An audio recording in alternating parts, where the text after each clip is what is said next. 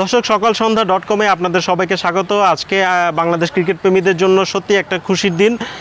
অনেকটা দিন পর বাংলাদেশ ওয়ানডেতে একটা জয় পেয়েছে, যেটা বাংলাদেশ পুরো দলের জন্য একটা বিশাল একটা স্বস্তির জায়গা। সেখানে সবাই পারফর্ম করেছেন, কালেকটিভলি একটা পারফরমেন্স এসেছে। সেখানে উপর দিকে পারভেজ হোসেন ইমন 50 করেছেন, তাওহিদ হৃদয় 50 করেছেন। বোলিংয়ে যদি আমরা চিন্তা করি যে তানভীর ইসলাম তার ক্যারিয়ারের সেকেন্ড ওয়ানডেতে 5 উইকেট নিয়েছেন, এবং হোসেন ব্যাট এবং বল হাতে যে অলরাউন্ডিং একটা পারফরমেন্স করলেন, এবং শেষ দিকে আমরা যে পুরনো মুস্তাফিজের কাটারকে ফিরে পেলাম। সমস্ত কিছু মিলিয়ে দুর্দান্ত একটি দিন কেটেছে কলম্বোতে বাংলাদেশের। আসলে এই রকম একটা দিন বাংলাদেশ ক্রিকেট প্রেমীরা সবসময় চায়, যে এই জিনিসটা সংবাদ সম্মেলনে এসে অধিনায়ক মিরাজ বলেছেন যে আমাদের টিম মিটিংটাই ছিল এরকম, যে আমরা গত ম্যাচে যা হয়েছে সমস্ত কিছু ভুলে গিয়ে নিজেদেরকে আবার গ্রোম আপ করে কিভাবে ফিরে আসা যায় সেই জায়গাটা আমরা সত্যি পেতে চাই, এবং সেই জায়গাগুলো আমরা দেখতেও চাই, সেইভাবে আমরা ফিরতেও চাই। সমস্ত কিছু ঠিকভাবেই গিয়েছে মিরাজদের জন্য। এমন একটা দিন, যেই দিনটাতে আসলে কোনো কিছুই ভুল বলা যাবে না। যেই ভুলগুলো হয়েছে সেগুলো আসলে ব্যাকআপ দিয়ে দেওয়ার মতো পারফরমেন্স অন্যরা করে দিয়েছেন। এইরকম একটা দলগত পারফরমেন্স সবসময় বাংলাদেশের কাছ থেকে চাওয়া হয়। সেখানে যদি আমরা ব্যক্তিগত পারফরমেন্সগুলোকে আলাদা করি, সেখানে তানভীর ইসলামের নাম সবচেয়ে আগে আসবে, কারণ ওর অভিষেক হয়েছে 28 বছর বয়সে। বাংলাদেশের প্রেক্ষাপটে এই সময়টাতে আসলে অনেকে বাতিলই বলা হয়। কিছুদিন আগে আপনারা জানেন যে মোসাদ্দেক হোসেন সৈকতকে গাজী আশরাফ হোসেন লিপু তিনি বলেছেন উনি যতদিন মিরাজ থাকছে তার দলে ফেরার কোনো সুযোগ নেই। সেই রকম মোসাদ্দেককে ফেরানোর কথা বলছি না, কিন্তু বলছি তানভীর ইসলাম যে 28 বছর বয়সেও দলে সুযোগ পান, দলে অভিষেক হয়, এবং তারপরে তিনি সেকেন্ড ম্যাচে 5 উইকেটের মতো একটা মাইলফলক বা অর্জন দেখাতে পারেন। সেটা এই বয়সে সম্ভব, অভিজ্ঞতা থেকে সম্ভব। আমরা সংবাদ সম্মেলনে শুনছিলাম যে তানভীর এতটা অ্যাকুরেট কিভাবে বোলিং করলেন। উনি প্রথম 2টা ওভার কিন্তু 20 রানের মতো দিয়েছিলেন। শুরুর দিকে খুব খরচে ছিলেন। সেই জায়গাটাতে মিরাজ এসেছিলেন, তাকে সাহস দিলেন, যে মিরাজ বলেছিলেন যে সংবাদ সম্মেলনে বলল যে দেখ, বোলাররাই কিন্তু মার খাবে, আবার বোলাররাই ফিরে আসবে। এই ছোট একটা কথা, অধিনায়কের কথা, মিরাজ যে অধিনায়কত্বের যে জায়গাটা পালন করেছেন, এই যে অধিনায়কের দুই একটা বাক্য, দুই একটা কথা একটা বোলারকে কতটা উজ্জীবিত করতে পারে, সেই উদাহরণটা আমরা পরের 6টা ওভারে দেখেছি। 6টা ওভারে তানভীর মাত্র 8 রান দিয়েছে।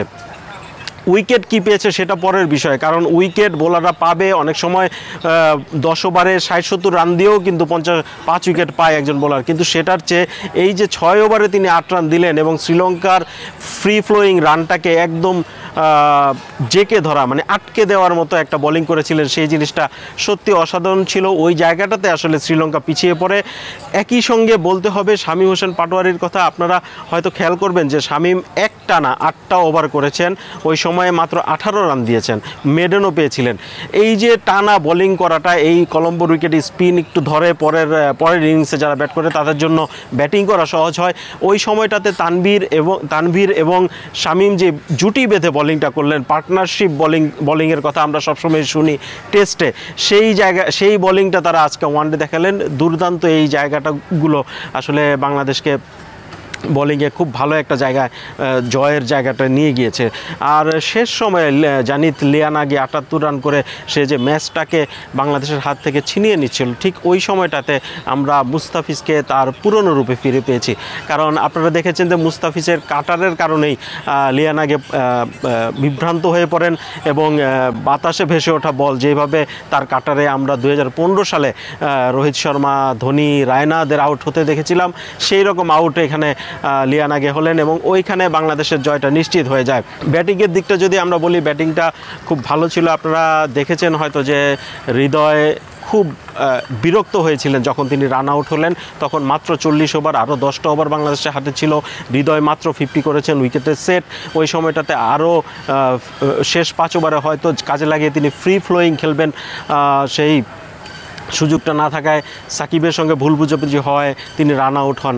এই আক্ষেপটা না যত বড়, সেই আক্ষেপটা সাকিব তার উইকেট বিসর্জন দিতে পারতেন তার সেট ব্যাটসম্যানের জন্য, কিন্তু সাকিব তা করেনি। এই যে সাকিব যে আক্ষেপটা ক্রিকেট প্রেমীদের অথবা দিয়ে গিয়েছিলেন যে সাকিবের কারণে হৃদয় আউট হয়েছে, এখন রান এরকম হবে কি না, কিন্তু সাকিব যেই কথাটা আমি আগে বলিনি কালেকটিভ দলগত পারফরমেন্সের বিষয়ে, সাকিব যে ইনিংসটা খেলেছেন 33 রানের, অবিশ্বাস্য। আপনারা জানেন যে এই কলম্বোতে সাকিব এর আগেও একটা ক্যামিও ইনিংস খেলে বাংলাদেশকে ম্যাচ জিতিয়েছিলেন এশিয়া কাপে, আমি যদি ভুল না করে থাকি।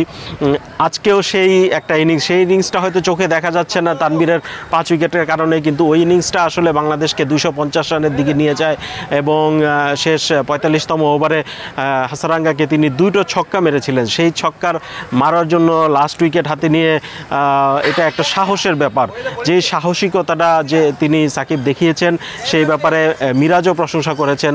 সত্যি অসাধারণ একটা দলগত পারফরমেন্স।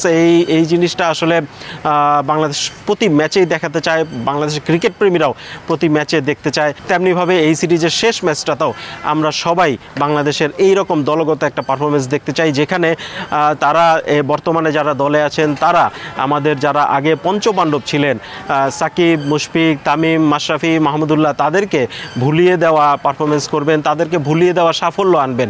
যে সাফল্যগুলো আসার পরে ক্রিকেট বিশ্ব বলবে যে না, তাদের রেখে যাওয়া খালি জায়গাগুলোতে এরাই বর্তমান দলটাই তাদের মেলে ধরছে। যে কথাটা বলা হচ্ছিল যে এই সিরিজ দিয়ে পঞ্চপাণ্ডবকে ছাড়া প্রথম সিরিজ হচ্ছে সম্ভবত, এবং সেই সিরিজের যদি সিরিজ জয় চলে আসে সেটা বাংলাদেশের এই দলটার জন্য সত্যিই বিরাট অর্জন হবে। সেই প্রত্যাশা রেখে আমরা তৃতীয় ম্যাচের অপেক্ষায় থাকছি। আপনারা আমাদের সঙ্গে থাকবেন। ধন্যবাদ সবাইকে।